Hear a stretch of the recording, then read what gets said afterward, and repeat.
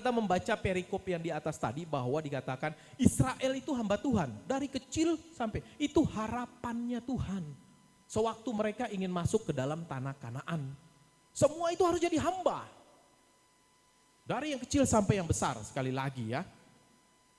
Karena apa Tuhan mau? Karena Tuhan mau kalau dia menjadi hamba, identitasnya itu, ya, kalau kita bisa kembali tarik ke maju ke depan di perjanjian baru menjadi orang Kristen, itu supaya Tuhan itu lebih mudah untuk memberikan berkatnya, untuk memberikan perlindungannya, untuk memberikan keselamatan kepada mereka. Itu yang utama. Karena bukan orang yang berseru Tuhan, Tuhan, Tuhan yang akan masuk ke dalam kerajaan surga. Tapi orang yang melakukan. Jadi boleh saya simpulkan di sini, bukan orang Kristen. Ya, sekali lagi saya katakan bukan orang Kristen yang masuk ke dalam kerajaan surga. Memang ini mungkin terdengar ekstrim. Karena di sana nanti tidak akan ditanya, kamu agamamu apa? Enggak, Bapak Ibu. Hamba siapa? Nah, makanya Tuhan pada saat itu tanya, Israel hambaku, Israel hamba Tuhan. Jadi sebagai orang Kristen kita harus punya identitas. Karena kita pun di dunia ini kan punya identitas. Masuk ke dalam perusahaan satu tertentu, mungkin di PNS atau di mana. Ada yang kerja di Dispenda, ya identitasnya dia di dalam situ. Tidak bisa digantikan dengan orang lain. Tidak semudah itu. Misalnya bapaknya yang jadi pegawai di sana, terus ibunya misalnya bapaknya sakit, lalu ibunya pergi gantikan dia. Apalagi kalau dia bagian keuangan. Oh biar saya sudah Pak, tenang aja Bapak istirahat di rumah, nanti saya yang ganti Bapak di kantor di rumah. Ganti kerja di kantor. Saya rasa tidak mungkin seperti itu, tidak bisa diganti-ganti. Karena identitas yang melekat padanya itu, yaitu Bapak itu sudah, bukan ibunya. Ya. Tapi di sini terjadi masalah. Yang seperti kita baca singkat tadi ya, Tuhan itu mau identitas kita itu adalah hamba Tuhan. Semua, sekali lagi ya, semua orang hamba Tuhan. Karena kalau tidak, berarti Alkitab salah cetak. Namun Alkitab tidak salah cetak. Alkitab tidak pernah salah. Alkitab itu selalu benar. Kalau tidak, Tuhan pasti akan menyebutkan nama saja, Yakub hamba Tuhan, ini hamba Tuhan. Tapi perikop yang di atas tadi bilang Israel hambaku. Berarti itu bukan satu orang, bukan sekelompok, tapi semuanya orang Israel. Ya. Jadi masalah, kalau kita menolak menjadi hamba Tuhan, kita tetap Kristen. Tetap Kristen. Kan hamba Tuhan itu gembala. Itu ada di dalam Alkitab penilik, syarat-syarat penilik Alkitab. Itu kemarin saya sudah bawa ya di hari Rabu yang bulan lalu itu ya. Saya sudah jelaskan, ini saya perjelas lagi. Supaya kita lebih pasti mengenai identitas menjadi orang Kristen. Yang hamba Tuhan itu kan penatua. Yang hamba Tuhan itu kan majelis. Kami imam-imam. Atau saya belum imam-imam. Saya enggak hamba Tuhan. Kamu yang hamba Tuhan. Nah nanti kita akan lihat. Betul enggak seperti itu? Betul enggak hanya jabatan-jabatan pastoral, pendeta, gembala, penatua, majelis, imam-imam. Yang hanya disebut hamba Tuhan. Yang lainnya bukan. Nanti kita akan lihat. Saya sebelum memulai ingin saya supaya lebih gampang. Satu ilustrasi. Ada dua orang yang pergi berlibur di Timur Tengah. Suatu saat mereka saking menikmati liburan mereka tersesat. Dua orang ya. Di padang gurun lagi tersesatnya. Waduh. Berhari-hari mereka jalan. Akhirnya habislah bekal mereka.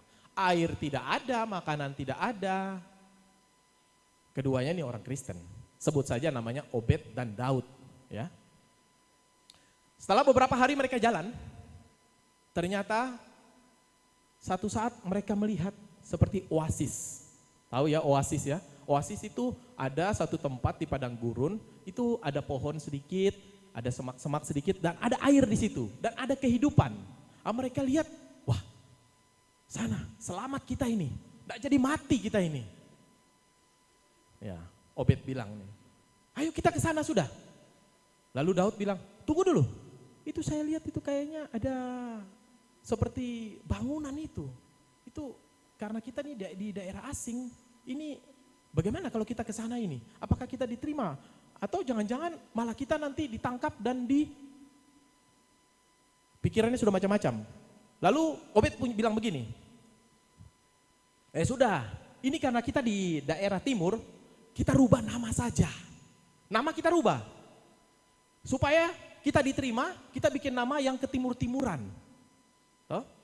Misalnya, Obed ini jadi Ahmad, kamu jadi Mahmud. Daud kamu jadi Mahmud. Begitu kata Obed. Supaya kita bisa ini. Tapi Daud ini dia tidak mau. Saya tidak maulah. Ngapain saya rubah-rubah nama saya? Biarlah, saya bangga kok namanya saya Daud. Nanti bahaya loh kalau kamu udah dirubah namamu itu bisa kamu ada apa di sana. Udah pokoknya Ahmad dan Mahmud aja. Tapi Daud berkeras, dia tidak mau. Sudah, kalau kamu tidak mau saya aja sudah, saya Ahmad. Sudah mereka maju, masuk ke dalam itu, ternyata memang betul. Itu orang yang mempunyai keyakinan lain. Mereka berbicara kepada pemimpinnya dan memperkenalkan namanya. Yang Obed itu dia namanya, nama saya Ahmad. Dari nama dia sudah tahu, ya ini berarti sama dengan saya ini. Keyakinannya sama dengan saya. Kamu namanya siapa? Saya Daud. Dengan pasti. Ya. Ya sudah. Lalu dia panggil pelayannya, pelayan sini. Kamu bawakan makanan, minuman, kamu layani Daud ini. Kamu layani dia sampai dia sehat. Ya. Iya. Ahmad ini dia heran. Loh, kok Daud yang dilayani? Kan aku yang sudah sama sepaham pikirannya ini sudah ganti nama Ahmad. Ternyata pemimpinnya dia bertanya, Pak, saya. Iya, karena namamu Ahmad dan saya yakin keyakinanmu sama dengan saya.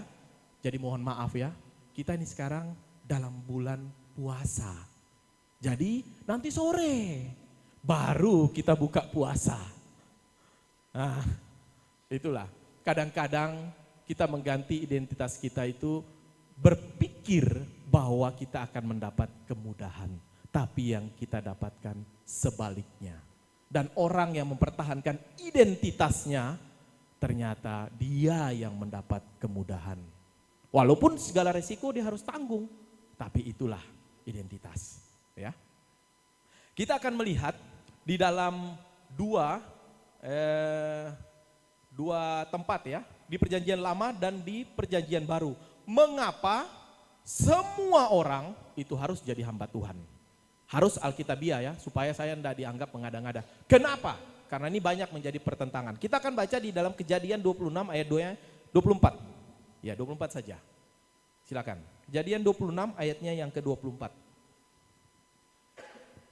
Lalu pada malam itu Tuhan menampakkan diri kepadanya serta berfirman, Akulah Allah ayahmu Abraham, janganlah takut, sebab aku menyertai engkau, aku akan memberkati engkau, dan membuat banyak keturunanmu karena Abraham, hambaku itu. Iya, ini Tuhan berbicara kepada Ishak, ya, anaknya Abraham.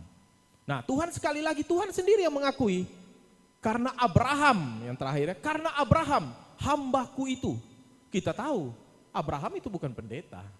Abraham itu tidak memimpin upacara keagamaan, tidak pernah Bapak Ibu. Dia bukan imam-imam. Tapi Tuhan mengakui dia sebagai hambaku, artinya sebagai hamba Tuhan. Lalu di dalam Ulangan, ini Abraham ya, Tuhan sendiri yang mengaku bahwa dia itu hamba Tuhan.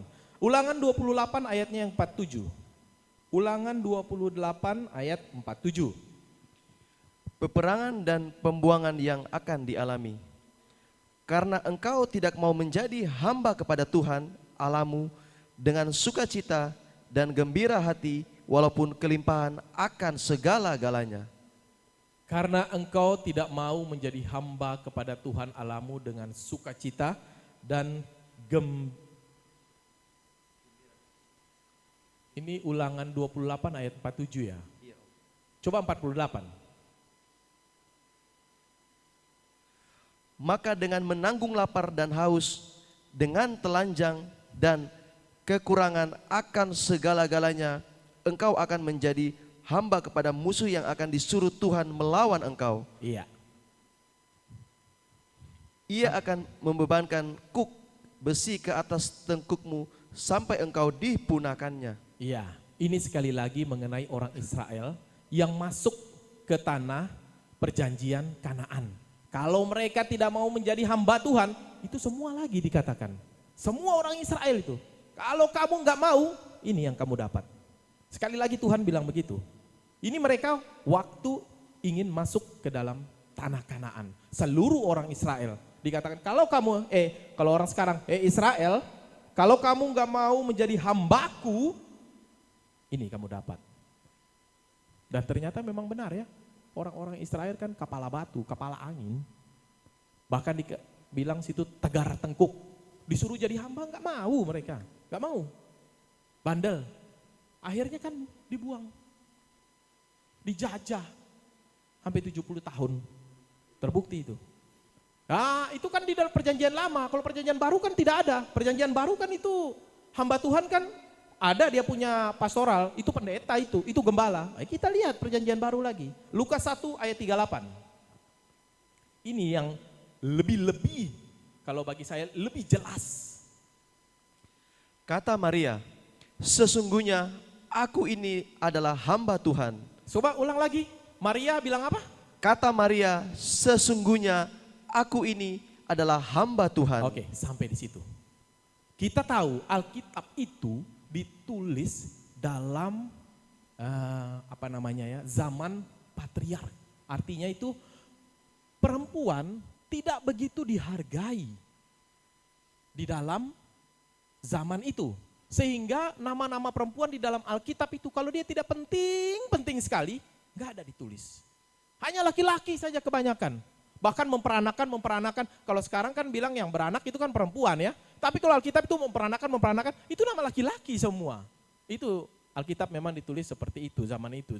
Yahudi itu patriar. Sama seperti saya punya suku itu kadang lebih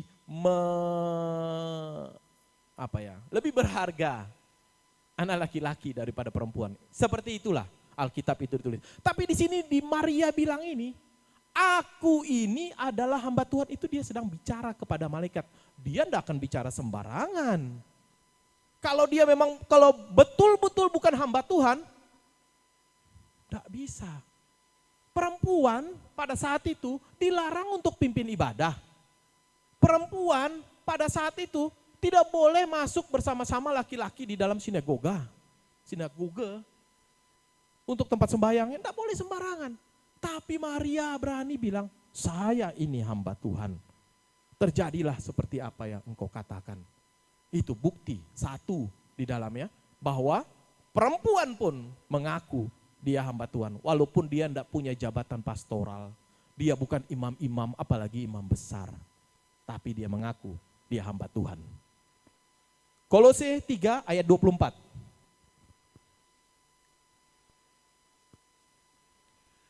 Kolose 3 ayat 24. Kamu tahu bahwa dari Tuhanlah kamu akan menerima bagian yang ditentukan bagimu sebagai upah. Kristus adalah Tuhan dan kamu hambanya. Nah, ini surat Rasul Paulus kepada jemaat di Kolose. Bukan kepada satu orang. Tapi semua jemaat Kolose yang percaya kepada Tuhan Yesus Kristus pada saat itu. Bayangkan, banyak kan Bapak Ibu? Banyak ini. Bukan hanya satu orang, bukan ditulis ini kepada penatua, bukan ditulis ini hanya untuk imam-imam, bukan. Tapi semua orang percaya. Karena dibilang Kristus adalah Tuhan. Dan kamu adalah hambanya, hamba Tuhan. Cukup, saya masih banyak lagi sebenarnya, tapi karena waktu. Ini hanya saya menegaskan saja bahwa di dalam perjanjian lama, bahwa hamba Tuhan itu ternyata itu semua orang. Bukan jabatan pastoral yang menentukan bahwa dia hamba Tuhan. Tidak. Di perjanjian baru pun begitu. Bukan hanya jabatan pastoral bahwa dia itu hamba Tuhan. Sampai kepada saat ini. Karena di dunia ini Di dalam perjanjian baru kalau kita lebih suka bicara ya, itu hanya dikenal dua macam perhambaan. Matius 6 ayat 24. Hanya ada dua. Matius 6 ayat 24. Tak seorang pun dapat mengabdi kepada dua tuan. Iya, tidak seorang pun, tak seorang pun dapat mengabdi kepada dua tuan. Karena jika demikian, ia akan membenci yang seorang dan mengasihi yang lain. Atau ia akan setia kepada yang seorang dan tidak mengidahkan yang lain. Kamu tidak dapat mengabdi kepada Allah dan kepada Mamon. Nah, sidang jemaat yang dikasih Tuhan. Kalau ini kita boleh bilang Allah itu sebagai Tuhan, berarti kita sebagai hambanya. Iya kan? Mengabdi kepada Allah. Kalau mengabdi kepada Mamon, maka kita hambanya. Jadi di sini hanya ada dua pilihan, hamba Allah atau hamba Mamon. Alkitab dengan jelas menulisnya. Dan inilah yang akan kita bahas. Karena tadi sudah clear ya, bahwa semua orang dari zaman perjanjian lama sampai zaman perjanjian baru, itu ternyata identitas orang Kristen harus hamba Tuhan. Kalau dia tidak menjadi hamba Tuhan, makanya hanya ada satu pilihan. Dia bisa orang Kristen, bisa. Tapi hamba kepada siapa? Mamon. Hanya ada dua, enggak ada. Karena kalau bilang, oh saya setengah di Mamon, sebelah kaki kiri saya di Mamon. Kaki kanan saya di Allah. Wah, berarti Alkitab salah ini. Kita sudah sepakat bahwa Alkitab itu tidak pernah salah dan tidak akan salah. Hanya ada macam dua saja. Nah ini yang kita akan belajar. Hamba, kenapa Matius ini, di Matius 6 ayat 24 ini mempergunakan kata hamba. Kita harus tahu juga sejarah pada saat itu. Ya. Hamba itu di dalam bahasa Ibraninya itu adalah efet. Yunaninya itu doulos. Artinya sebenarnya bukan hamba tapi lebih kasar lagi. Budak. Budak yang pada saat itu ada memang, kalau sekarang memang sudah tidak ada. Kenapa gambaran budak ini dipakai? Di dalam Matius ini dan banyak Alkitab. Efet dan juga doulos. Karena seorang budak itu dia tidak bisa melakukan hal sebebas yang dia inginkan. Dia harus patuh kepada perintah tuannya dan tentunya tidak punya kebebasan atau kemerdekaan. Makanya itulah kenapa Alkitab sering menulis bahwa kata hamba, hamba, hamba, hamba. Karena tidak punya keinginan lagi. Selain untuk menyenangkan hati Tuhannya. Menyenangkan hati tuannya. Dan seperti yang kita tahu di dalam Matius 6 ini. Hanya ada dua macam perhambaan.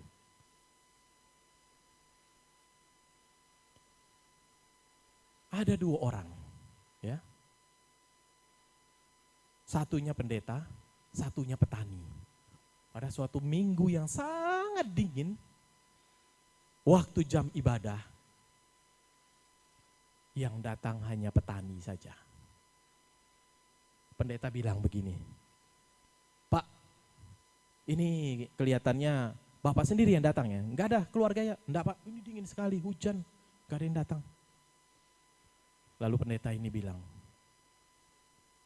ya karena mungkin sebaiknya Pak ya, dia bertanya ya, mungkin sebaiknya kita tidak adakan ibadah saja ya. Karena tidak ada yang datang, cuma Bapak seorang. Tapi petani itu mempunyai pola pikir yang lain. Dia katakan, Bapak Pendeta, kalau saya di pekerjaan saya biasa memberikan makanan kepada ternak saya, sapi saya, kadang-kadang itu saya panggil banyak. Tapi kadang-kadang yang saya panggil itu cuma datang 1 ekor Pak. Tapi tetap saya berikan makan dia.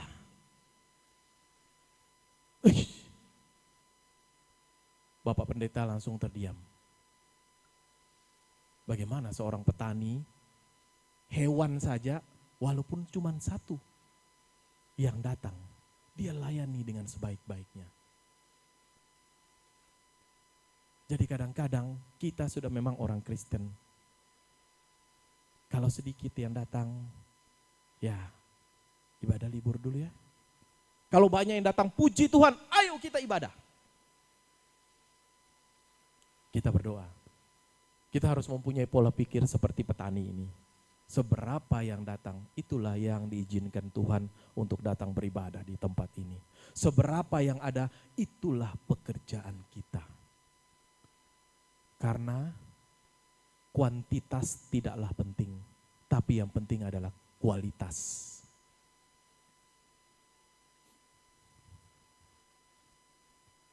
Kita akan melihat yang pertama dulu. Karena ini ada dua macam perhambaan. Kepada Allah dan kepada Mamon. Apa kriterianya? Ya, walaupun orang itu sudah mengaku, saya ini orang Kristen, saya ini orang percaya. Tapi kita lihat di dalam Alkitab mengatakan apa? Apakah dia itu memang betul dia hamba Tuhan atau hamba Allah? Ataukah ternyata dia ini adalah hamba Mamon? Matius 6 ayat 19. Matius 6 ayat 19. Hal mengumpulkan harta. Ya.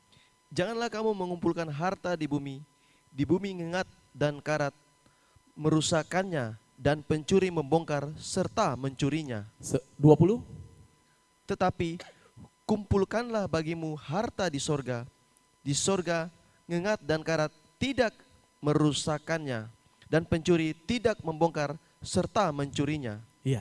Bapak Ibu, Mamon itu bukan bahasa Ibrani, bukan bahasa Yunani, tapi dia bahasa Arab atau kasdim.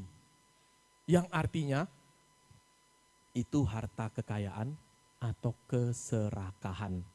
Itu artinya Mamon. Dan bahasa Indonesia tidak pernah menggantikan itu dengan kekayaan, harta kekayaan atau keserakahan, tidak pernah. Mereka tetap menyerap bahasa Aram itu atau kasdim itu Mamon. Itulah arti daripada Mamon. Tidak ada yang salah di dalam Matius 6 ayat 19 dan 20 ini. Apakah kita di dunia ini tidak boleh kita kaya? Boleh. Apakah di dunia ini kita tidak boleh kerja? Boleh. Apakah kita di dunia ini tidak boleh mengumpulkan harga? Boleh. Karena Alkitab ayat 19 coba tampilkan. Ayat 19, ya. Janganlah, ini dia bilang mengumpulkan ya, bukan mencari. Kalau dibilang itu, janganlah kamu mencari harta di bumi. Kalau cari kan itu kan bisa sedikit, bisa banyak. Kalau mengumpulkan cenderung itu banyak dan cenderung kepada keserakahan. Tidak ada yang salah. Di Matius 6 ayat 19 sampai 20 nggak ada yang salah. Bapak Ibu mau kerja, monggo. Bapak Ibu mau mengumpulkan harta juga, monggo. Tidak apa-apa. Tidak dosa ini. Cuman dibilang bahwa di bumi itu ngengat, karat dapat merusak, juga dapat dicuri orang. Nggak dosa kok. Nggak ada dibilang di sini kan dosa. Tak salah. Tidak salah. Kita mau kerja tidak salah. Kita mau bikin gedung ini bagus, besar, tidak salah. Kita mau bikin rumah kita mewah, tidak salah. Kita mau punya mobil untuk kerja senang-senang, tidak salah. Tidak salah. Tapi yang menjadi keliru, ayat 21. Matius 6 ayat 21. Karena di mana hartamu berada, di situ juga hatimu berada. Nah, inilah letak kesalahannya. Kalau kita sudah mengumpulkan harta, harta kita yang begitu banyak, jabatan kita yang sudah begitu high, tinggi, kita sudah tenar, dan hati kita di situ. Kita tidak pernah merasa puas. Dulu kita berpikir kalau saya punya 100 juta, oke lah saya akan melayani Tuhan sungguh-sungguh dengan itu.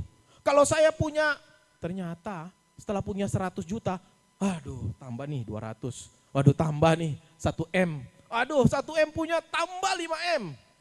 Di situ sudah letak masalahnya. Dan sewaktu kita melakukan dalam pengumpulan harta itu, kita sudah tidak takut lagi untuk berbuat dosa. Kita sudah tidak takut lagi menghilangkan kejujuran. Kita sudah tidak takut lagi untuk KKN dibilang ya. Korupsi, kolusi, dan nepotisme. Itu sudah. kita sudah menjadi hamba Mamon. Pada saat itu kita sudah jadi hamba Mamon. Dan yang lebih penting lagi, dikala kita menggunakan seluruh harta kekayaan kita, bahkan seluruh kesempatan kehidupan kita, bukan untuk melayani Tuhan. Sepertinya kita mempergunakan Tuhan, Tuhan, tolong Tuhan, saya mau berusaha ini. Tolong Engkau berkati ya Tuhan, tolong, saya mau ini. Begitu diberkati Tuhan, kesetiaan tidak ada. Sidang jemaat, jangan mempergunakan Tuhan untuk kita melayani Mamon. Tapi pergunakanlah Mamon untuk pelayanan kepada Tuhan. Karena jikalau sudah Mamon itu tidak dapat lagi kita gunakan, kita akan memperoleh kehidupan kekal. Mamon itu kan berbicara, tadi sudah saya jelaskan ya, harta kekayaan. Harta kekayaan kita itu ternyata Mamon itu kita harus gunakan untuk pelayanan kepada Tuhan. Jangan sebaliknya, kita pergunakan Tuhan untuk pelayanan kepada Mamon. Berapa banyak, berapa air mata, berapa waktu yang kita sudah habiskan, cucurkan air mata, kita berdoa waktu kita tidak dapat kerja, begitu kita dapat kerja, kita dapat jabatan. Dan menjadi imam-imam. Setiakah kita di dalam pelayanan kita? Jika tidak, saat itulah kita ini sebenarnya orang Kristen, tapi hambanya Mamon. Itu tidak bisa dipungkiri. Dan akibatnya apa? Lukas 12 ayat 15, oh ini kejar-kejaran dan waktu ini luar biasa. Lukas 12 ayat 15, ini yang kita dapatkan jika kita mengandalkan Mamon itu. Katanya lagi kepada mereka, berjaga-jagalah dan waspadalah terhadap segala ketamakan. Sebab walaupun seorang berlimpah-limpah hartanya, hidupnya tidaklah tergantung daripada kekayaannya itu. Iya. Hidupnya tidak tergantung. Berapa banyak orang yang punya duit banyak. Kalau dia sudah sakit, biar uangnya banyak. Tidak sembuh-sembuh juga. Apalagi kalau dia tidak bertobat. Waduh. Bapak Ibu kan tahu ya, sudah baca kisah yang orang kaya dan Lazarus yang mati itu. Lazarus itu dia duduk di pangkuan Bapak Abraham. Artinya dia masuk ke dalam kekekalan, ke dalam kehidupan. Tapi orang kaya ini masuk dalam penghukuman. Kita tidak mau menjadi orang kaya yang seperti itu. Kita mau nih di dunia ini kita kaya. Kita kaya, saya sendiri mau kok. Tapi sekali lagi, jangan kita pergunakan Tuhan untuk melayani Mamon. Tapi pergunakan Mamon untuk melayani Tuhan.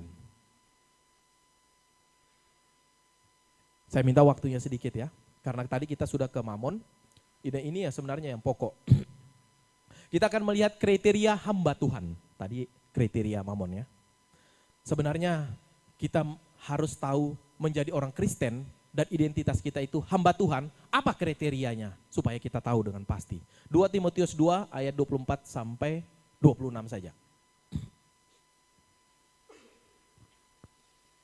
Sedangkan seorang hamba Tuhan tidak boleh bertengkar.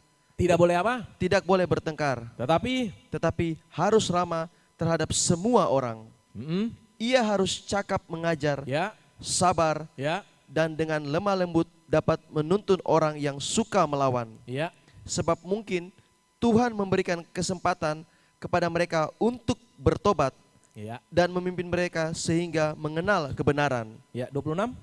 Dan dengan demikian mereka menjadi sadar kembali karena terlepas dari jerat iblis yang telah mengikat mereka pada kehendaknya. Ya, inilah kriteria hamba Tuhan. Lebih tepatnya inilah kriteria identitas orang Kristen yang menjadi hamba Tuhan. Harus melakukan hal-hal yang seperti itu. Seberapa banyak kita yang berdiri di sini itu sedang mengajak kita dengan sabar. Walaupun mungkin Bapak Gembala sering kan bilang kan, aduh banyak orang nih yang tidak setuju dengan ngomong saya, banyak orang ini. Tapi itulah perjuangan yang dilakukan oleh Bapak Gembala dengan berbagai kekurangan. Tetapi untuk apa?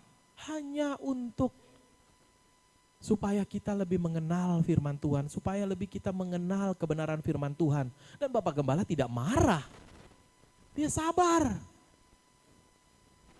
Tidak marah. Kalau marah, bisa dipecat, bahaya nanti ya. Tapi Bapak Gembala tidak marah. Dan Bapak Gembala sedang melakukan kriteria seorang hamba Tuhan. Lalu apa gunanya? Tadi kalau gunanya hasil yang didapat oleh hamba Mamon kita tahu. Kenapa kita harus hamba Tuhan? Kenapa kita harus membuat itu menjadi kriteria, bahkan menjadi identitas orang Kristen? Kenapa harus? Kenapa? Galatia 5 ayat 19 sampai 20. Perbuatan daging telah nyata, yaitu percabulan, kecemaran, hawa nafsu, penyembahan berhala, sihir, perseteruan, perselisihan, iri hati, amarah, kepentingan diri sendiri, percideraan, roh pemecah. Tambah 21 lagi, tambah lagi. Kedengkian, kemabukan, pesta pora dan sebagainya. Terhadap semuanya itu kuperingatkan kamu seperti yang telah kubuat dahulu, bahwa barang siapa melakukan hal-hal yang demikian, ia tidak akan mendapat bagian dalam kerajaan Allah. Nah, inilah. Orang yang menjadi hamba Tuhan tidak akan melakukan apa yang ditulis Galatia 5 ayat 19 sampai 21 ini. Tidak akan. Itu hamba Tuhan tidak akan melakukan itu. Kalau dia melakukan apa yang tertulis di dalam Galatia ini, maka dia bukan hamba Tuhan. Dia hamba Mamon. Hamba Mamon. Dan seorang hamba Mamon tidak akan mendapat bagian dalam kerajaan surga. Ini fakta pertama kenapa kita harus jadi hamba Tuhan. Yang pertama, kita tidak boleh melakukan hal-hal yang tertulis begitu banyak. Silahkan Bapak Ibu nanti koreksi, lihat. Oh, ini saya lakukan yang mana nih, saya lakukan mana, saya lakukan yang mana. Harus mengaku. Karena dengan kita mengaku, barulah kita bisa memperbaiki apa yang kita telah lakukan itu. Kalau kita tidak mengaku, tidak ada pengampunan. Kalau kita tidak mengaku, tidak ada pengampunan. Dan seorang hamba Tuhan, Bapak Ibu boleh baca ya, tinggal ditampilkan saja ayat 22. Nggak usah dibaca, 22. Nah, 9 ini harus dilakukan oleh seorang hamba Tuhan. Harus ada pada diri seorang hamba Tuhan. Kalau tidak ada, dia hamba Mamon. 9 buah roh ini. Lebih menegaskan lagi Efesus 5 ayat 5.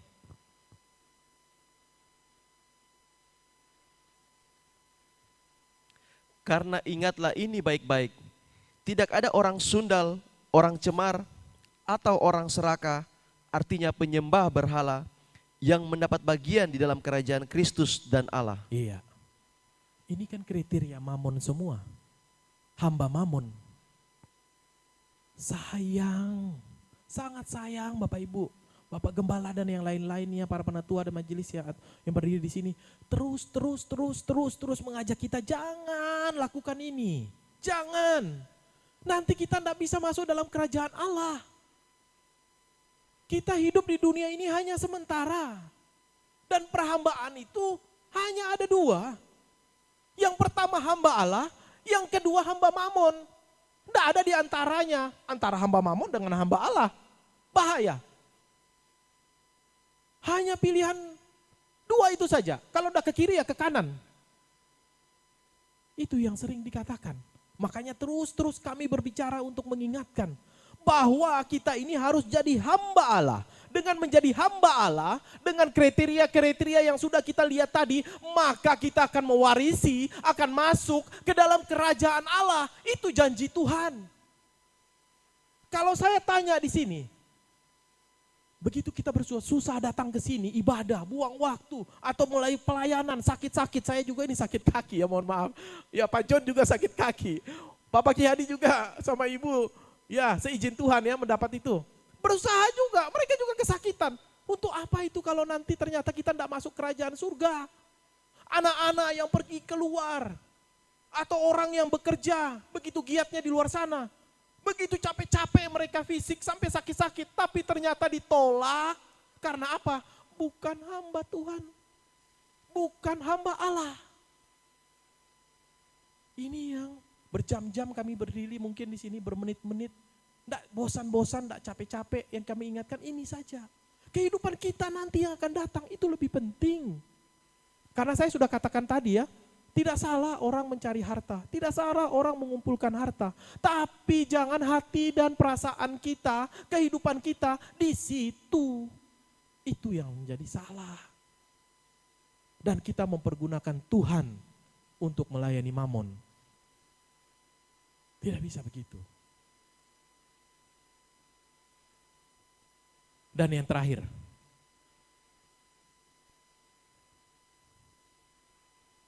dikala kita sedang merasa bahwa saya selalu benar, tidak pernah salah. Waktu kita berada di perkumpulan di tengah-tengah orang-orang lain, kita tidak menunjukkan perilaku orang Kristen yang mempunyai identitas hamba Allah. Kita berontak begitu kita mendengarkan firman Tuhan. Bahkan kita duduk di sini yang hanya beberapa saat kita berontak. Aduh, pantat panas. Aduh, belakang sakit. Hati-hati. Hati-hati. Cek. Dan lebih mementingkan keinginan kita daripada kewajiban kita sebagai hamba Allah. Bahkan yang paling krusial ini, yang terakhir. Ini yang paling terakhir, betul-betul terakhir. Kita lebih suka menyenangkan orang lain, hati orang lain. Orang dunia bilang ABS, asal Bapak senang, tapi tidak sesuai kebenaran firman Tuhan.